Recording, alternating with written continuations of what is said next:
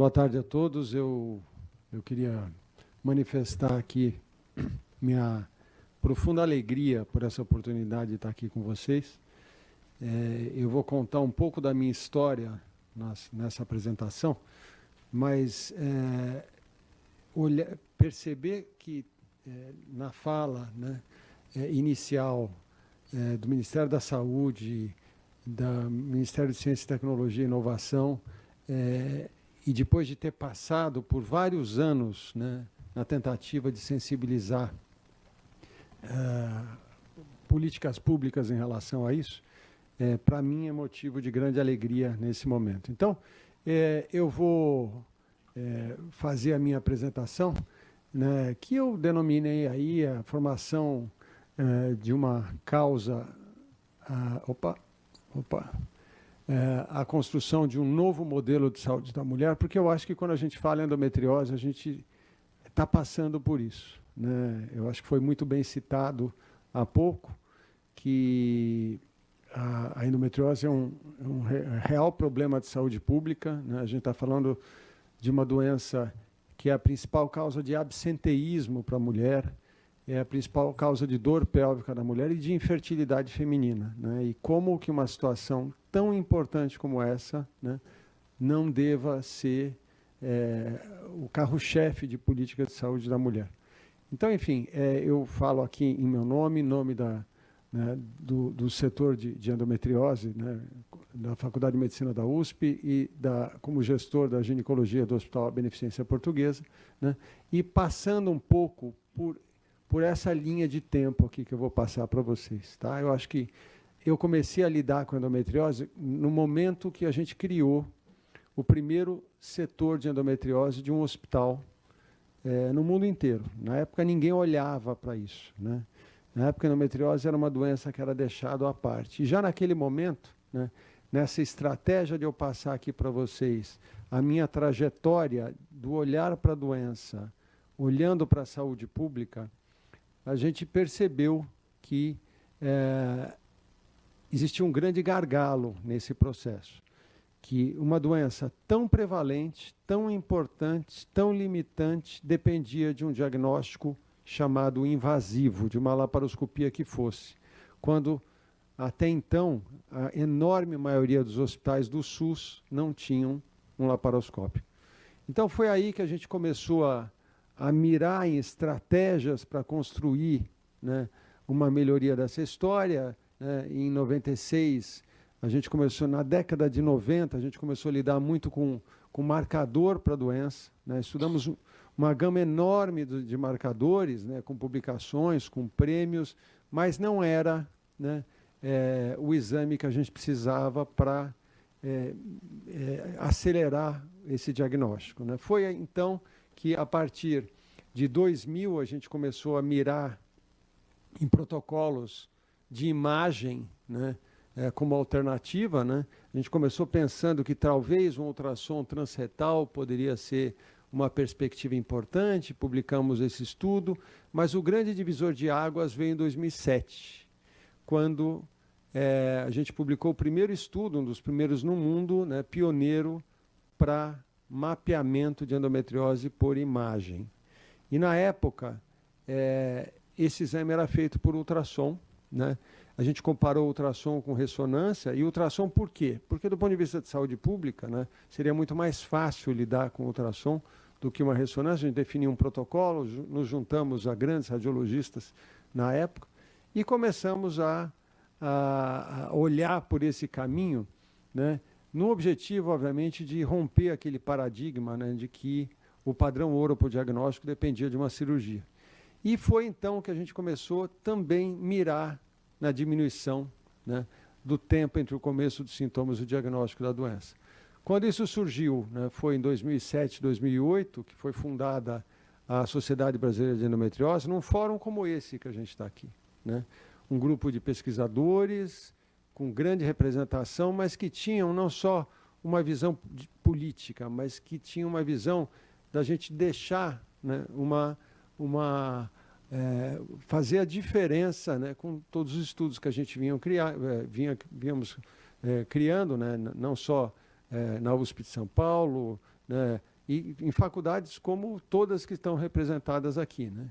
Então, foi quando a gente criou a SBR. E um outro detalhe curioso que eu quero colocar aqui nessa linha do tempo foi uma iniciativa que a gente também começou a fazer no âmbito de saúde pública, e vocês vão entender por que eu estou comentando com isso, de, junto com os alunos da Faculdade de Medicina da USP, criar uma atividade anual que é uma expedição cirúrgica dos alunos da Faculdade de Medicina da USP, visando a levar assistência, visando a levar saúde, né, da mulher, né, e principalmente olhando, tendo a endometriose um dos grandes carros-chefes, né, para os 4 cantos do Brasil, com cidades pequenas, com pré-requisitos importantes.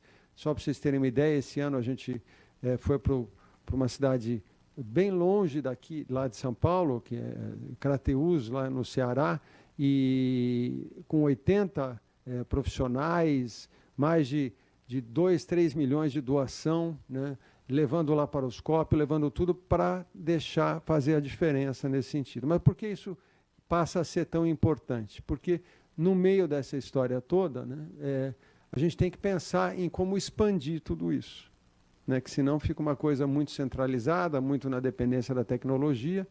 E nesse caminho, vocês observem aí que eu pontuo aí algumas conversas com o Ministério da Saúde até então, né, na condição de presidente da SBE naquela época, eu fui chamado aqui em Brasília, né, porque as próprias pacientes, elas buscavam, né, alternativas com uma doença que estava ficando cada vez mais escancarada com o desenvolvimento dos métodos por imagem. E propusemos estratégias, mas, infelizmente, né, nesses últimos anos, as iniciativas não foram muito consistentes, como parece que a gente está mirando agora, né?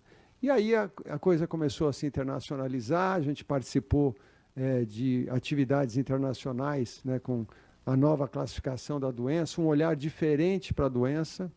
E foi então que a Beneficência Portuguesa desenvolveu um projeto, né, em uma parceria público-privada com o governo, né, usando essa chamada do PROAD, e que a gente criou um projeto Endometriose Brasil, né, e onde a gente, usando essa perspectiva, a gente começou a colocar em prática aquilo que a gente tinha mirado no Ministério na década anterior, mas fundamentalmente pensando em capacitar agente de saúde, capacitar radiologista e, efetivamente, mirando na possibilidade de a gente criar centros de excelência. Aí a coisa foi evoluindo, hoje a gente tem perspectivas com inteligência artificial, com novos marcadores, que ainda estão por vir, diga-se de passagem, mas como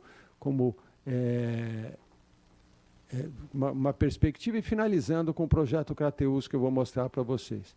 Mas tudo para mostrar que iniciativas como essa, né, que levaram o Brasil, né, para ser referência mundial no assunto, né, desde a criação da SBE até, enfim, a possibilidade de a gente estar considerando trazer para a saúde pública, né, uma formatação muito importante para a gente expandir o conhecimento, para diminuir o tempo entre o começo dos sintomas e o diagnóstico da doença.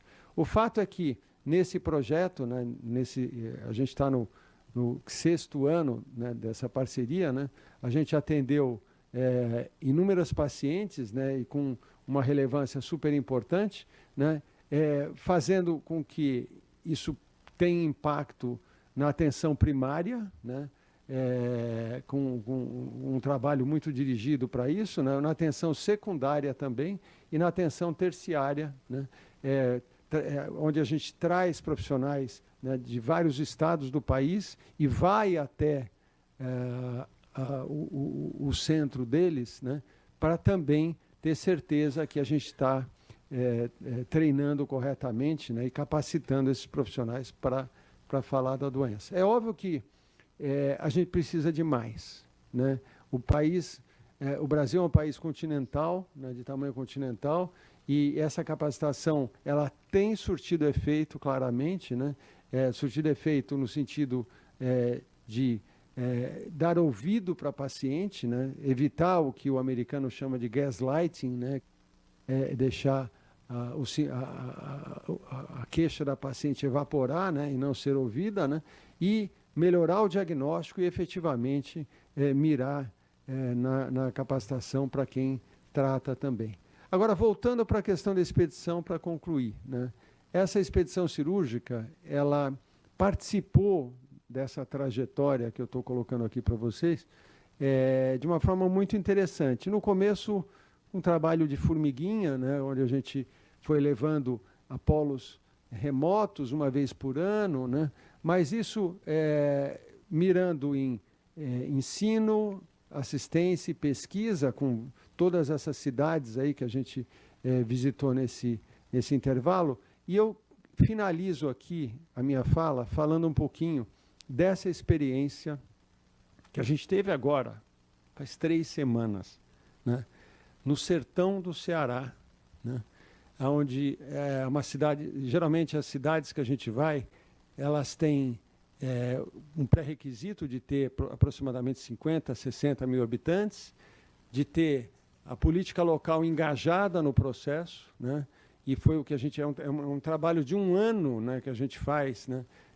Conversando com os políticos locais, fazendo a visita técnica, fazendo a triagem das pacientes que seriam tratadas, enfim. E foi quando a gente esteve, né, nessa expedição, nessa jornada, onde a gente operou quase 200 pacientes, né, porque a gente levou pela primeira vez também dermatologia para isso, mas muitas delas, né, das cirurgias ginecológicas com foco na endometriose, e foi quando, né, até para usar isso como um embriãozinho de uma ideia, né, que a gente pode mirar com iniciativas como essa, né. Ao final dessa experiência, eu me reuni com a prefeita local, uma prefeita incrível, aliás, super engajada, né, e sentei com ela e propus para ela, né, que a gente criasse em Crateús um polo de saúde da mulher com foco em endometriose, com foco em adolescência real. Ela ficou super engajada pela primeira vez aí nesses 13 anos de expedição. A gente percebeu, criei com ela, né, um eixo estrutural para que isso pudesse acontecer, né? A gente teve 2 ou 3 reuniões antes de eu sair de lá, né, com uma infraestrutura e rede hospitalar que proporcionariam, que facilitariam isso, né? A gente propôs também um eixo acadêmico. A Crateús acaba de ter uma faculdade de medicina, né, que o governo do Ceará levou para lá, e eles estão super felizes com isso, né, e com várias perspectivas, e também, obviamente, usando o momento da saúde digital a favor disso, né, porque isso ela cria condições, barateia todo o processo, dá rapidez a todo o processo, né, para que a gente possa criar até uma possibilidade, uma perspectiva de atuar no eixo econômico e produtivo para que cidades como essa possam atrair, né, no meio do nada dentro do Ceará, do sertão cearense, uma perspectiva muito interessante para isso. Então, enfim, situações como essa, né, trazem objetivo para a vida da gente, né? Quer dizer, a minha vida foi pautada em olhar para a endometriose durante toda a minha carreira, e é por isso que a cereja do bolo, inegavelmente, é a gente poder favorecer a paciente pública, né, para a gente poder dar atenção e não simplesmente fazer com que a medicina privada prevaleça em relação a isso. Então, eu queria, de novo, agradecer. Eu acho que isso é o final, as etapas para a implementação, o timeline que eu sugeri, mas, enfim, eu acho que isso é suficiente para esse momento. Eu queria demais agradecer pela oportunidade de estar aqui com vocês. Obrigado.